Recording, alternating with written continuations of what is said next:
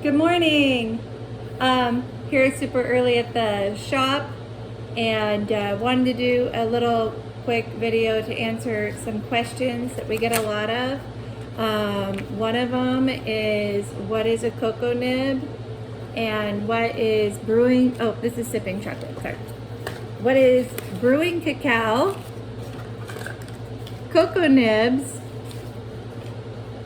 and sipping chocolate? And why are they all different if they all have the same exact ingredient? And there's only one ingredient, right? It is all just the cocoa bean, nothing else. But they are in different stages of the process. And how you would drink or brew cacao is so different than how you would make your sipping chocolate. Because sipping chocolate is chocolate that's been stone ground, or cocoa beans. Nothing else. No dairy, no sugar. And cocoa nibs are the cocoa bean. So we'll start with the cocoa nibs. If you want to eat a cocoa bean, this is the closest you can get to eating a cocoa bean. Well, technically you can eat the cocoa bean, but it's got a wood shell on it that needs to be cleaned, and they are very fermented and not very good until you roast them. Roasting is when they go from sort of the fermented kind of product that it is to brownies and that yummy like smell and flavor that you're familiar with when it comes to chocolate. That is the first stage in developing the flavor of chocolate, is the roasting. And after you roast them and you take the shell off, the bean can no longer hold its shape. I could probably carefully peel one, but these aren't roasted, so it's hard to get the shell off. But you can see that they have cracks all through them, so if you carefully peel it, you still have a hard time holding it in a whole bean. So once you take the shell off, you have these. These are called cocoa nibs. And maybe you can see better through the wrapper. I don't know. There. Let's see if I can pick one up. They're kind of small. This is a cocoa nib. It's just a little piece of a cocoa bean right there. Anyway, so a lot of people use these. They put them in their smoothies. They, put them in their yogurts. They bake with them. Put them in their cookies instead of chocolate chips.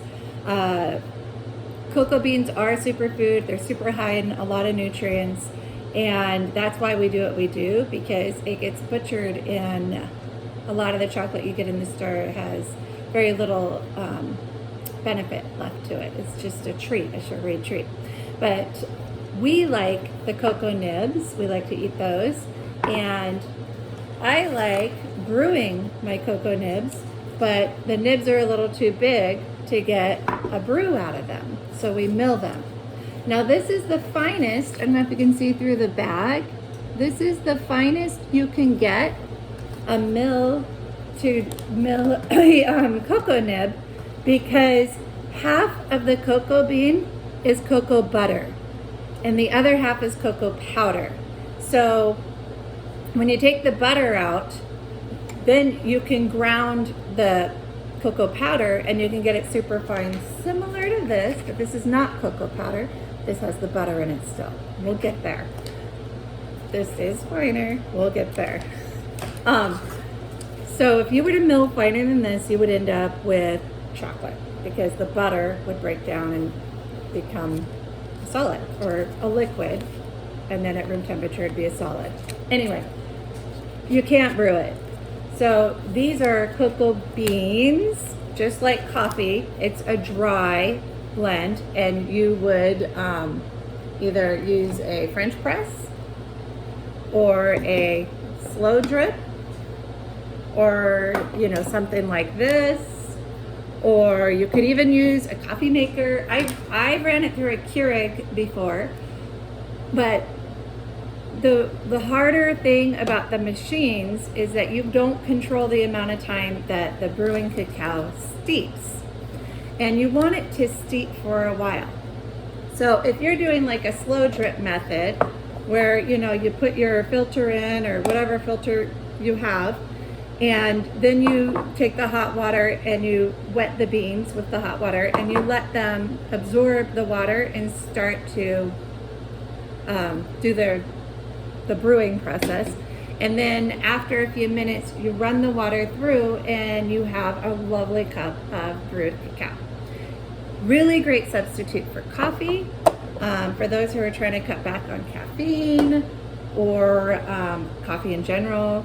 There is a similar alkaloid in brewed cacao. It's called theobromine. It's only in chocolate, but it's similar to caffeine, and yet you'll feel like this bright sort of zing, but it's not going to keep you up at night. However, too much of anything could make you sick, so you don't want to have like 30 cups of brewed cacao. Should go without saying. Anyway, so we have our cocoa beans, or cocoa nibs, and now we have our brewed cacao. We only do the Ecuador for our brewed cacao because the Belize and the Chiapas tend to have a little too much acidity for brewing and too much flavor. And I know that sounds great, but when I am brewing my cacao, I almost can't handle all those extra flavors in the other two beans. And the acidity is so much that if I wanted to put cream in my brewed cacao, it would curdle it. The stone grinding stage is what releases a lot of that acidity, and that is the next stage in the flavor developing process. And this takes 3 days.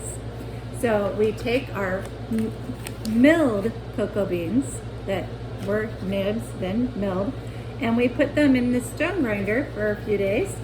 And throughout that process, the acidity is being released, the flavor is developing a little more full, and then you have chocolate. And behind me, you'll see chocolate flowing. We temper it every day, so we have chocolate coming out of the grinders every day and going into the machines and so on and so forth. So we have come to the sipping chocolate. Now, sipping chocolate is, you can see in the bag. Now, I'll do another video where I make cocoa chocolate out of it, but it is a powder, right? How did we get this cocoa bean in a finer powder like that to be chocolate? Now, this is what you use to make hot cocoa. There's no dairy, no sugar. This is pure 100% cocoa bean. Stone ground. So, roasted and shelled,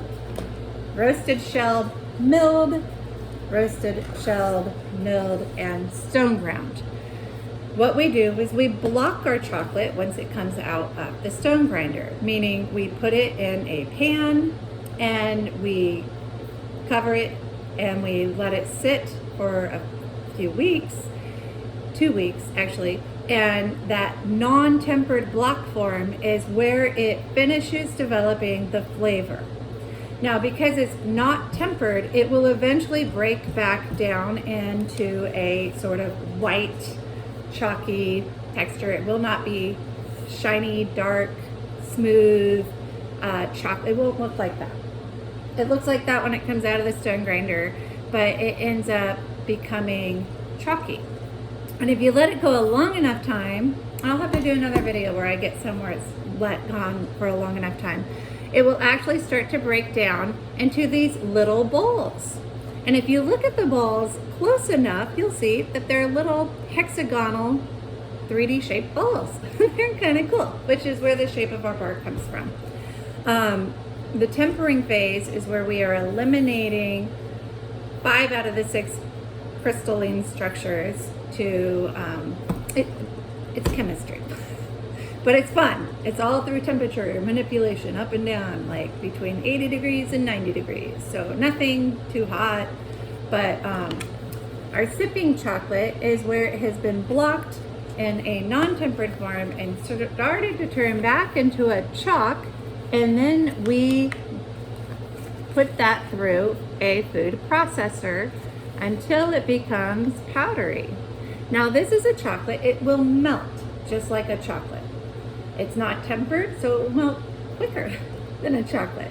So if I were to take this out and put a little on my fingers and rub it, it would turn into what you see behind me, chocolate.